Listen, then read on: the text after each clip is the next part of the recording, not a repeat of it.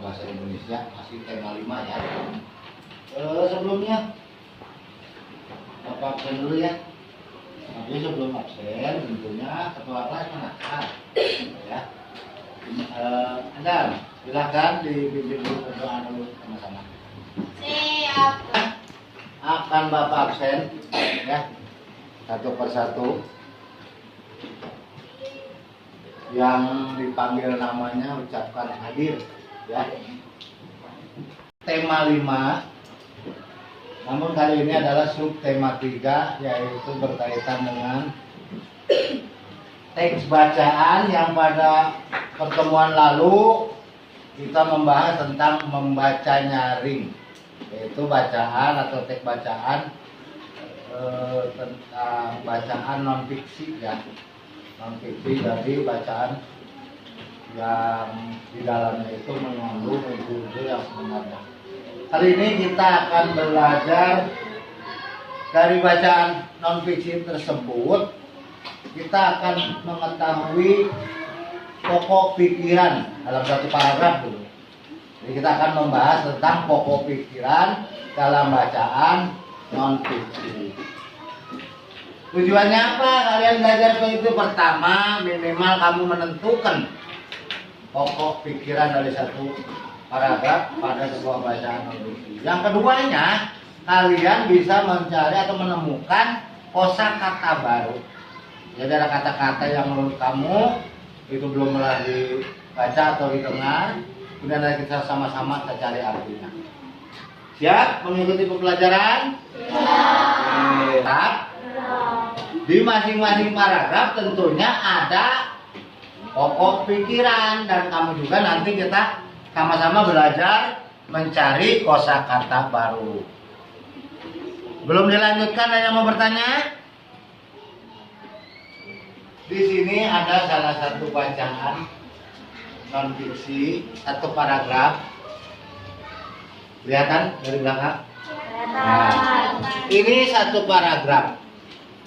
Coba kalau memang kelihatan, nanti kita bisa zoom ya, besar ya. Di sini ada kalimat yang digarisbawahi. Kawasan Asia Tenggara terletak di antara negara Cina, India, Australia, dan Samudra Pasifik. Kawasan Asia. Nah, yang digarisbawahi ini adalah pokok pikiran. Nah, dari satu paragraf ini, kata-kata mana yang belum kamu pernah baca atau belum pernah dengar? Dan nanti kita sama-sama cari artinya yang dinamakan kosakata baru. Paham? Paham. Bacaan non fiksi, kalian diberi tugas untuk melaksanakan diskusi kelompok ya. Nanti bersama teman-temannya silakan.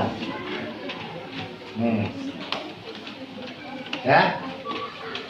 Di situ ada bacaan dengan judul rangkai makanan dari makanan yang harus kamu selesaikan. Intinya adalah kamu menentukan pokok pikiran ya. Dari salah satu paragraf saja itu perintahnya ya. Setelah itu dari paragraf, misalnya saya paragraf pertama Pak, silakan. Yang lain mau paragraf kedua dan seterusnya silakan juga. Cari juga kosakata baru minimal 3 sesuai perintah ya. Baik. Nanti kita bahas bersama dalam diskusi kelas.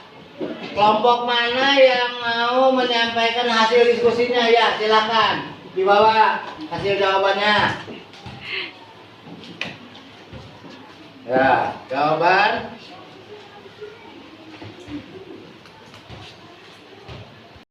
Pajangan hasilnya. Tepuk tangan untuk kelompok Senin ya. Ya, kelompok Senin. Kan? Bapak akan jelaskan di sini. Dalam satu paragraf hanya ada satu pokok pikiran. Yang lainnya maksudnya apa, Pak? Pikiran penjelas, ya. Posisinya di mana? Bisa di awal paragraf, di tengah, atau di akhir. Pak, ada yang tahu Pak ciri-ciri pokok pikiran dalam sebuah paragraf bacaan. Ciri-cirinya satu, Pak, inti dari sebuah paragraf atau pusat pembahasan. Jadi ketika kita membaca bacaan dalam sebuah paragraf, di situ kita tahu inti dari sebagai pusat pembahasan, maka itulah namanya pokok pikiran.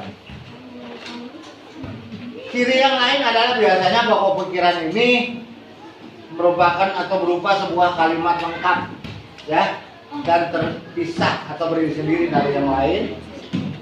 Dan yang terakhir, ciri yang terakhir adalah pokok pikiran ini memiliki arti yang jelas tanpa dihubungkan dengan kalimat berikutnya atau kalimat lainnya. Selanjutnya, Pak, bagaimana cara menentukan pokok pikiran? Yang pertama tentunya harus kita baca dengan cermat.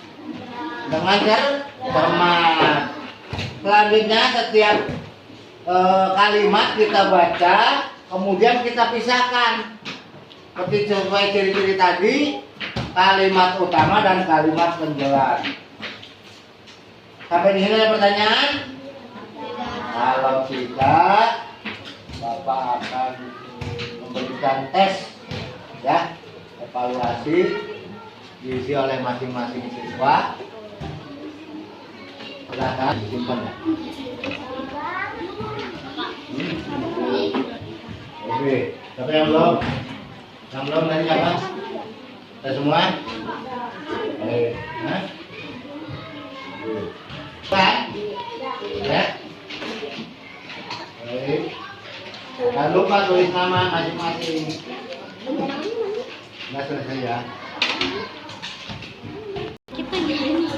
Sekali lagi.